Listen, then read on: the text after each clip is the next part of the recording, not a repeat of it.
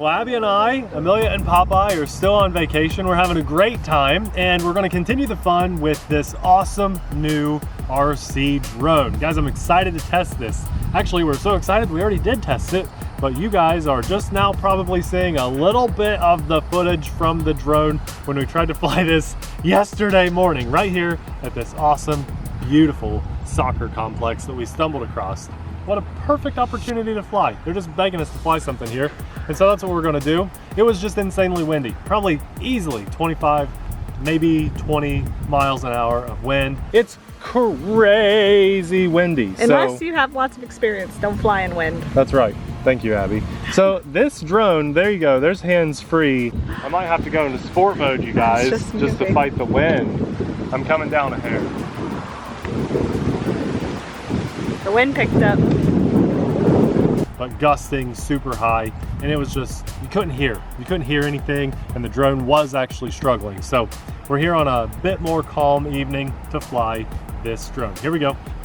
You know me, I love a good case. I wish every new toy, whether it's a phone, a shaver, anything, drone, RC car, came with an awesome case, and this one is killing it. They're hitting it out of the park, I think, because this is just one of the best looking cases I've ever seen. Abby's telling me to get off the case, Nathan, move on.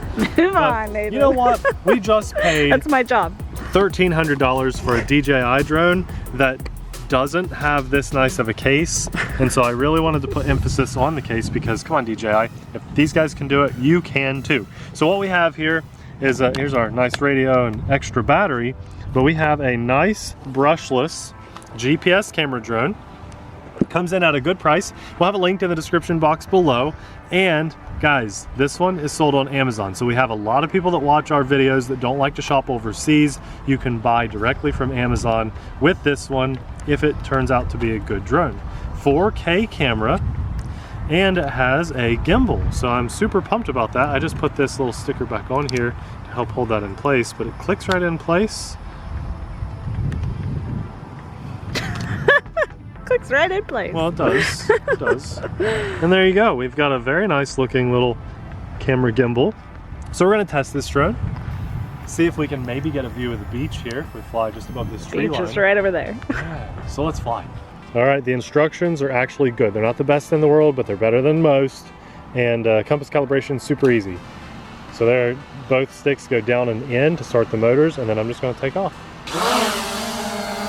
Fly out a little bit so it's not flying right in front of our faces.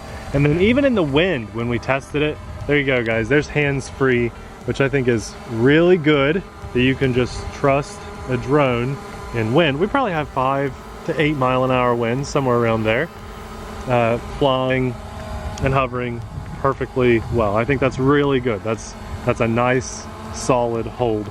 The video signal looks good, the image quality looks really good, but it could also just be that we're on this like pristine soccer field too. So let's fly away just a little bit to kill that sound some. And I want to address Abby's camera too. We packed a really small camera for this trip, so you guys that are familiar with our drone videos, you're probably going to notice a loss of quality, and we're just doing our best. You know, we can't travel with all of our camera gear because we have Amelia and Popeye with us in a small CRV. So there you go, it's doing good. When I let my hands off the controls the other day, it was like taking a while for it to lock in, but look here, I'm gonna take my hands off the controls, and with wind, it's locking in pretty good. That's good.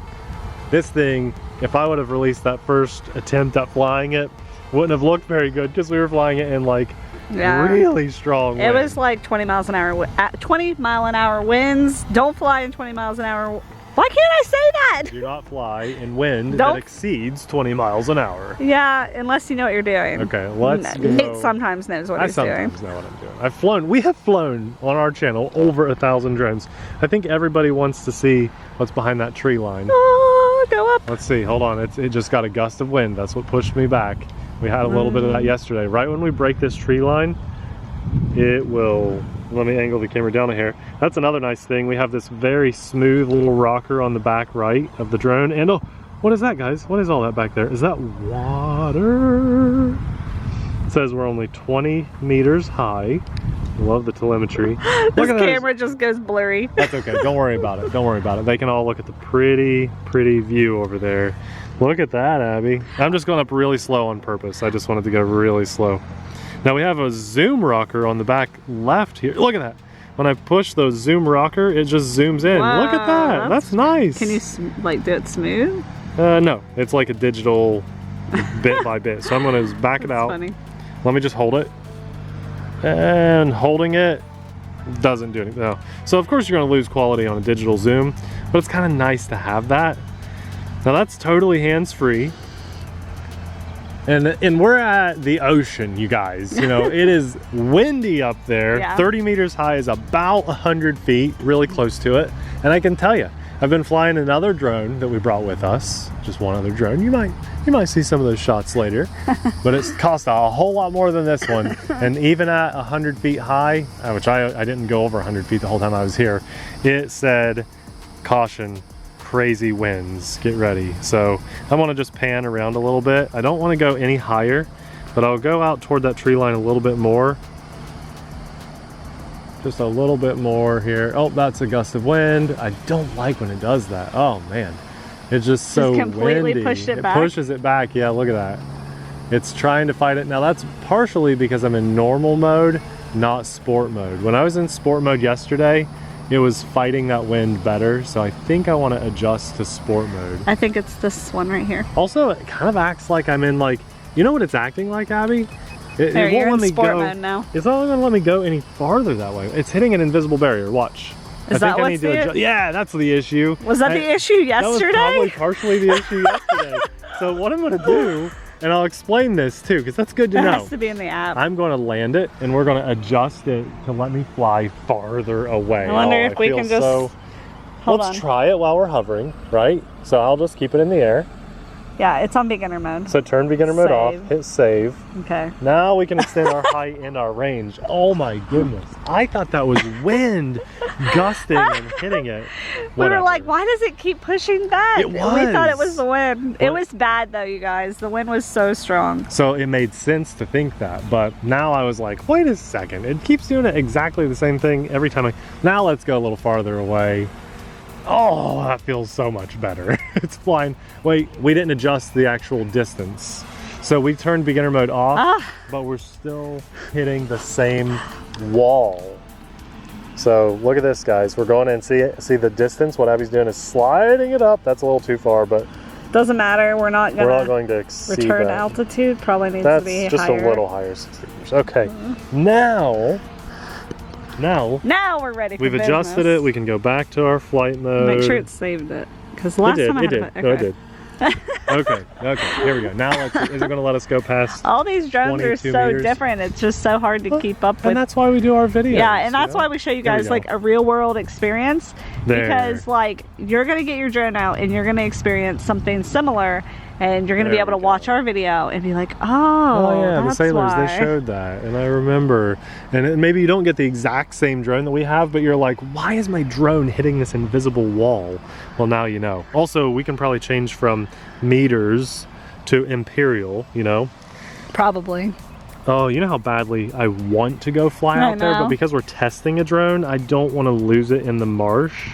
Yep. But I'll tell you what, guys. I'm not going in there. There's alligators in there. Snakes, We saw an alligator a couple days ago, you guys. I actually saw a wild alligator. I'm seeing like the rocky cove there. Nice. Let's zoom in on it. Look. See now I can actually see on my phone. Yep, there's some rocky sand there. Zoom back out. Don't see any people. I don't see any people on that beach. I don't think. I can see the other land out there. Do you see it? One of the islands. Uh-huh. That's cool. So this is just That might be that horse island. Oh my god. What is it called? I forgot. So we're just exploring. So yesterday we also had another issue, not just the wall that we thought was wind. We had an issue with the app closing. So That's the other side. I have my phone set to lock or turn the screen off every 30 seconds. And that's what was happening. Like the app, you know how like if you watch TV or YouTube. Isn't that an awesome? Yeah. I'm sorry, but it's such a pretty panoramic view. Usually when you're watching YouTube or using usually when you're watching something. Look how smooth that is. Okay, say it again one more time. I won't say anything. Usually when you're watching something on your phone, your app overrides your lock screen. You know, you don't have to keep tapping your phone to keep it awake while you're watching something. This app wasn't overriding it, so I had to go into my settings for this video and hit to never auto lock or go to sleep or whatever on my phone. And it's working so much better now. It's working now. Also, watch this, Abby. If I swipe up on the app, it says full screen display, and then I can just fly my drone like this and not. Oh, maybe I will fly out to the ocean. No, I better not. But I can look at an unobstructed, beautiful FPV live view without all of the numbers. It looks really good. That live feed really does look good. I love all those trees. Me too. Such a unique place. Such a unique place. That's cool. I like being able to, like, I'm sure you can do that in the DJI app, but I'll be honest with you, I never have. I've only, like, I always have all that stuff on display. So just to be able to touch the screen and then it all pops back up, isn't that awesome? Very. So what do you guys think? Like, this is not our normal place, obviously, for testing a drone. Do you think this drone should see another video? In more of like normal controlled environment. Yeah, where we can go a little farther and not have to worry. Because right now I don't want to push the range, which we normally don't do a full actual range test, but we do go much farther. Usually when we push the range, we have like, we're flying over privately owned property and stuff like that. Yeah, so we know if the drone does go down, we're pretty familiar with the area. Yeah. And we know what's there and no one's going to get hurt. Yeah. So look at that. I'm just cruising it back. Yeah, so this is a newer drone. It came out maybe a month or two ago, and I've been excited to test it for a while because it's an Amazon drone. It's DE. It's actually called the DE22, and like I said, it's linked in the description box below. When we did the compass calibration process, Abby always reads the instructions, and then I will do the compass calibration, and it was so easy. It did such a perfect job. And because we already did it once, and now here we are back trying to do another video for you guys, I already knew what to do. So I turned the drone on and just, boom, did it. What do you think it took me, 30 seconds? Yeah. It was a good compass calibration. Down and, or the sticks in and up. The sticks go in and up, and then you just, the lights on the drone turn purple. And you rotate it like 1.5 times and then point that camera down and rotate it again. Yeah, it's super easy. It did a great job. Worked every time.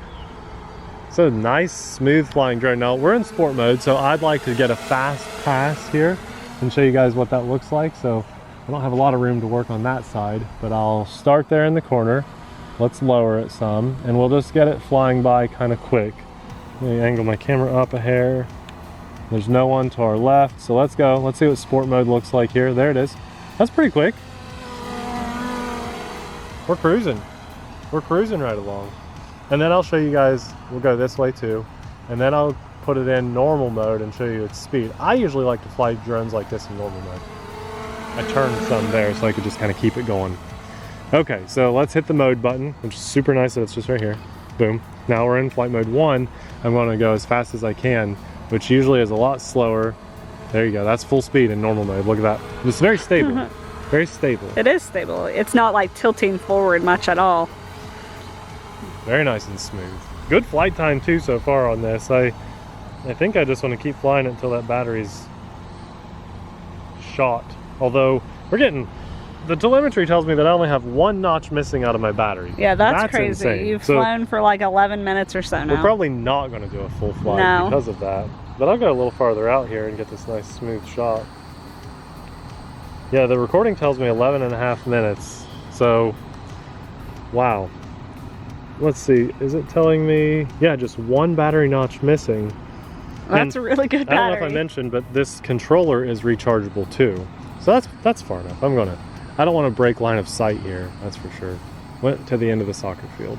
Both ways. We went to the end of the soccer field this way, and I took it over that tree line to see the ocean. And there's like no lag too, so that's cool. It's a really good camera drone. Now, you guys know, those of you that have watched our channel for a long time, we have allowed just about any drone under the sun to be on our channel. You know, drones were just huge and hot, and they're releasing cheap drones, fast drones, race drones, micro drones, big expensive GPS camera drones, and we had all those little toys on the channel too. And we eventually put our foot down and said, look, If companies don't change something and get their act together and start putting good drones out, we're just done reviewing drones. And we took a huge, long break for that reason. And now we're seeing nice, high quality drones on the market. I feel like there are less bad drones. The companies that we have worked with, like I can talk to you like this. Abby, you got line of sight on the drone? I can turn around and talk to you guys. The bad companies that were putting out those bad drones have like really hit the brakes, and I think they heard people loud and clear. If you sell someone a bad drone, first of all, you're going to waste a ton of time and money in like research, development, and manufacturing something. When the sailors get their hands on it and tell everybody it's bad, they're not going to sell that thing anymore, right? Right.